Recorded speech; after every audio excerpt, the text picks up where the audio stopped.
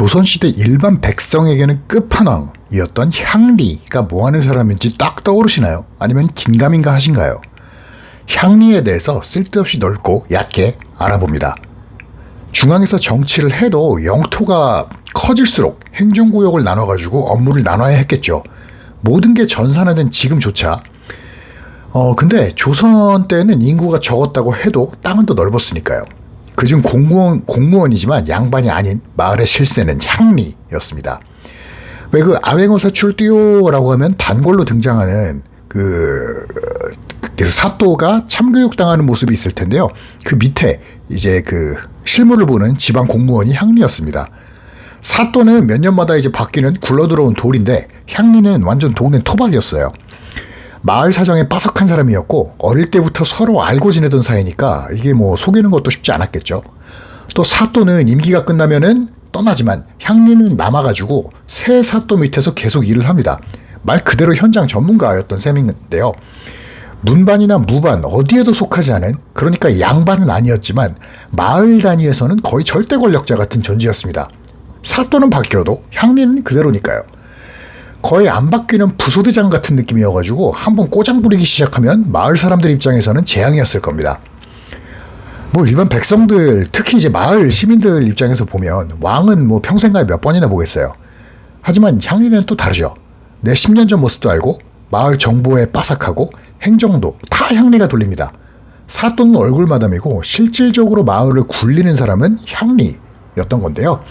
여기서 또 재밌는 포인트가 향리는 단순한 실무 공무원이 아니라 법, 행정 이걸 사실상 독점한 계층이었습니다. 당시 일반 백성들은 글을 모르는 경우가 많았고 세금이 어떻게 계산이 되는지, 문서가 어떻게 작성이 되는지 이런 걸 알 방법이 없었죠.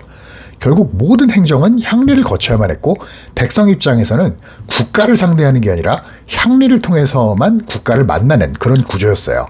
그래서 같은 세금이라도 향리가 어떻게 적느냐에 따라서 달라질 수 있고 억울해도 따질 방법 자체가 뭐 없었다고 봐야겠죠. 쉽게 말하면 공무원인데 회계사이기도 하면서 법무사이기도 하면서 통역사 같은 역할을 혼자 다 들고 있던 셈이었죠. 조선의 행정 시스템은 상당수는 고려에서 그냥 이어졌고 향리도 마찬가지였어요. 그리고 이 향리는 세습이었거든요.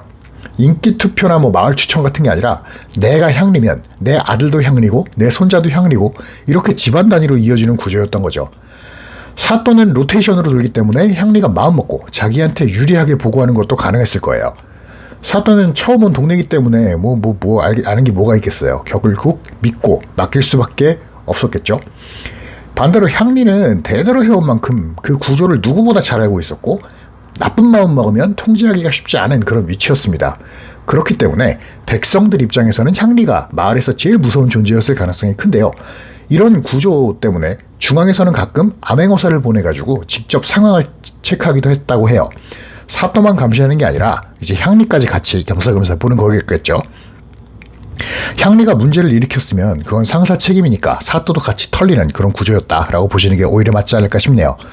축구로 치면 팀 못하면 뭐 감독부터 욕먹고 그 다음 선수들이 욕먹고 뭐 이런 거랑 좀 비슷하지 않을까요? 물론 실제로 부패한 향리도 많았겠지만 모든 향리가 다 그랬던 건 아니고 유능하게 행정을 돌리던 사람들도 분명 존재를 했습니다.